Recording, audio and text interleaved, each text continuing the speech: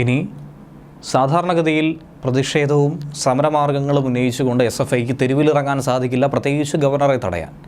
കാരണം ഗവർണറെ തടഞ്ഞു കഴിഞ്ഞാൽ അതിന് മറുപടി പറയുന്നത് യന്ത്രത്തോക്കുകളായിരിക്കുമെന്ന മുന്നറിയിപ്പാണ് നിലവിൽ കേന്ദ്രത്തിൻ്റെ ഭാഗത്തു നിന്നും ലഭിക്കുന്നത്. ഇങ്ങനെ ഒരു മുന്നറിയിപ്പ് വന്നതിന് പിന്നാലെയാണ് വലിയ പരുങ്ങലോടുകൂടി ഇപ്പോൾ SFI ഇനി എന്ത് സമരമാർഗം അവലംബിക്കുമെന്ന, എങ്ങനെ കരിങ്കൊടി കാണിക്കുമെന്ന ആവലാതി പങ്കുവയ്ക്കുന്നത്. CRPFിൻ്റെ കനത്ത സുരക്ഷയാണ്, കേന്ദ്ര സുരക്ഷയാണ് ഇപ്പോൾ ഗവർണർക്ക് ഒരുക്കിയിരിക്കുന്നത്. അതുകൊണ്ട് ഒരു കാരണവശാലും വഴിയിൽ ഗവർണറെ തടയാൻ കഴിയില്ല. ഗവർണറുടെ വാഹനത്തിന് നേർക്ക് കരിങ്കൊടി പോയിട്ടൊരു കടലാസ് പോലും എടുത്തെറിയാൻ കഴിയാത്ത അവസ്ഥയിലേക്ക് പോയിരിക്കുന്നു. അങ്ങനെ ചെയ്താലോ വലിയ തിരിച്ചടിയായിരിക്കും നേരിടേണ്ടി വരുന്നത്. അത് കോടതിയിൽ അടയ്ക്കുകയോ പോലീസ് പിടിച്ചുകൊണ്ടു പോകലോ അടക്കമുള്ള നടപടികളിലേക്കായിരിക്കില്ല. CRPFിൻ്റെ കയ്യിൽ തന്നെ അപ്പോൾ നിയമം നടപ്പിലാക്കാനുള്ള മാർഗങ്ങളുണ്ട്.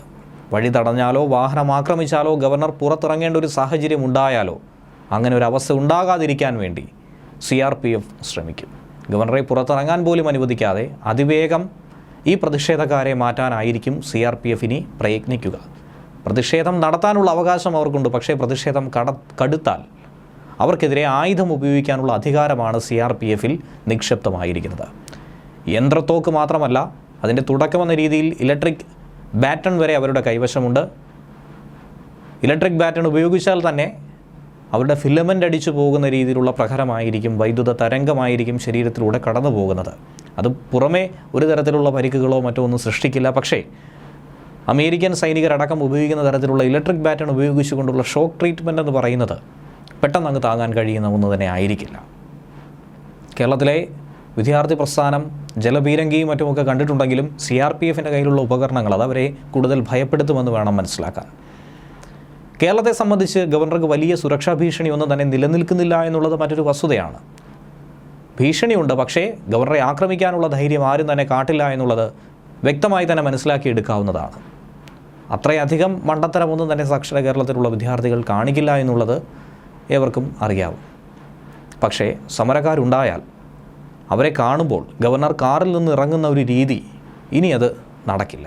പ്രോട്ടോകോൾ പ്രകാരം VIP കാർ നിർത്തി പുറത്തിറങ്ങാൻ കഴിയില്ല എന്നുള്ളതാണ് നിലനിൽക്കുന്നത്. അതുകൊണ്ട് VIP കാറിൽ നിന്ന് പുറത്തിറങ്ങുന്നതിന് മുൻപ് തന്നെ എല്ലാവരെയും തുടച്ചു നീക്കാനുള്ള നീക്കം CRPFിൻ്റെ ഭാഗത്തു നിന്നും ഉണ്ടാകും. ഇനി കാർ നിർത്തേണ്ടി വന്നാൽ യന്ത്രത്തോക്കുമായി CRPFും ചുറ്റും എത്തിച്ചേരും.